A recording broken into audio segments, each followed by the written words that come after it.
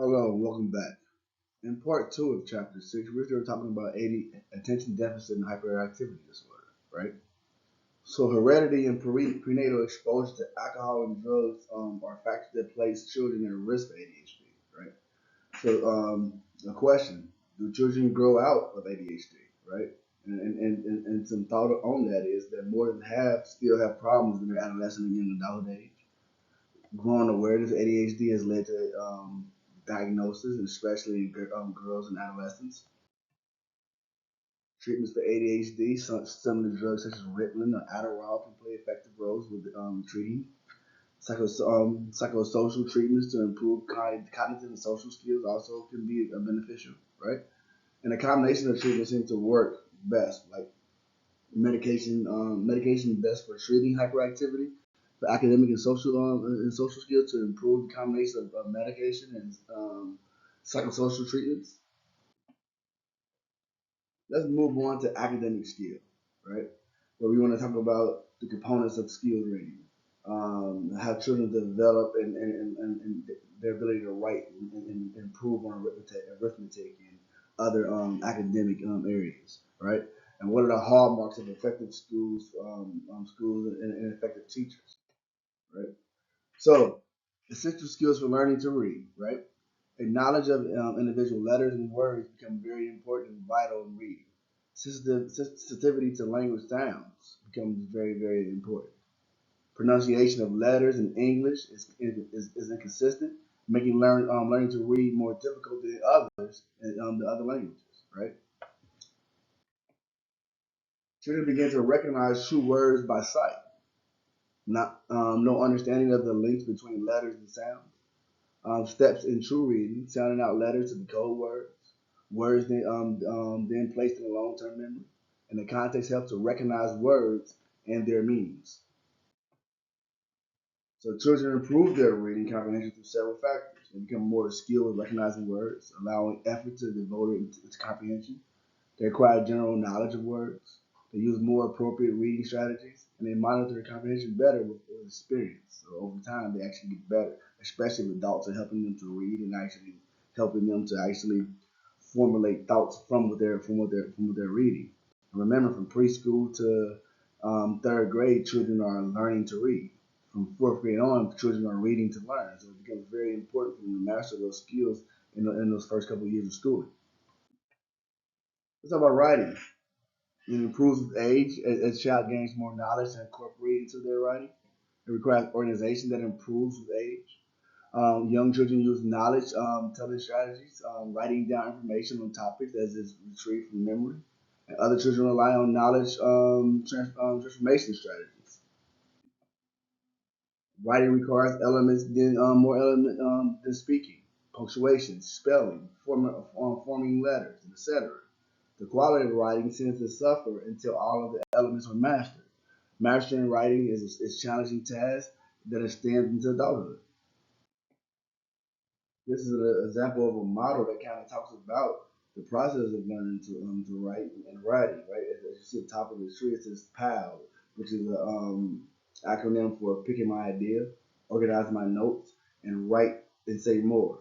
And at the bottom, you see the tree part of it, is where it says the T stands for topic sentence, the R stands for reasons, the E stands for explain reasons, and the E is ending, right? Wrapping up the writing. Math skills are very important as children begin to learn to count and add by using their fingers. Around first grade, children switch to counting silently. By 8 or 9 years old, the additional come from memory. Skills continue to improve as children move through their schooling. So let's talk about what makes teachers effective, right? So staff and students who understand that every student's academic excellence is primary goal of school. A safe and nurturing school climate is very important. And that's also talk for us. We want to talk about trauma sensitive environments where we are treating and going to interact with each student as if they have experienced some type of trauma to make sure that we are providing them a sense of safety and trust in their school environments. Parental involvement is very important. And we want to monitor student progress, right? Have you had Again, we all can remember having a teacher that stood out to us as very good or very caring or played an integral role in our learning, right? Some teachers use several methods to promote student achievement, like managing their classroom effectively, taking responsibility for students' learning, right? And they emphasize mastery of topics. They also teach actively, pay careful attention to pacing, value tutoring, and teach students techniques for monitoring and managing their own learning. So physical development plays a key role in our learning process, right? So we want to know how much do school age children grow? Are American children physically fit? What are consequences of participating in sports? How do motor skills improve during the elementary school years? So this is a chart or what, and it talks about the height in inches and the ages and years and whatnot. So if you look at this chart, you can see at what ages children's heights are in inches can be or whatnot, and what percentile they fall onto. So girls enter puberty before boys on average, and they tend to be taller than boys at age 11 and 12. The average 7 to 10-year-old needs 2,400 calories a day to support their growth. And a well-balanced diet is necessary, right? Like they shouldn't skip breakfast. They should eat nutrients and whatnot. They should eat from all of the food groups. Here's a chart that talks about motor skill development or whatnot, right? It shows the difference of a girl throwing a ball and a boy throwing a ball, or jumping, standing long jump, the difference between a boy and a female as well. So the development of motor skills are becoming very important, right? So fine motor skills are also improved as they grow. Children's handwriting demonstrates increased control. Activities such as playing the piano, typing, writing, puzzles require fine motor skills. Girls tend to have better fine motor skills and tend to be better across motor skills that require flexibility. Boys are better at gross motor skills that require strength. Experience doing motor skills is crucial for both boys and girls. So physical fitness is again vital part of our growth and development. Being physically active helps promote mental growth.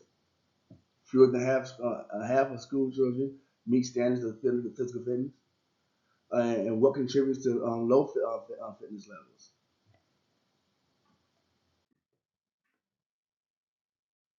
How can children become more physically fit? Schools should offer physical education classes more frequently. Schools can offer activities that promote lifelong fitness, like running, swimming, walking, tennis. And families can encourage physical activities over sedentary activities. And the benefits of children participation in sports: exercise is increased, development of self-esteem and initiative, learning skills and cooperation, use of cognitive skills in practical ways, right? And there's also some potential hazards, right? Participation in sports is linked to antisocial and also be connected to some delinquent behavior. It's important that coaches encourage players and give positive feedback are crucial in allowing children to benefit from sports. Coaches and parents must have realistic expectations and praise children's efforts along their process of growth.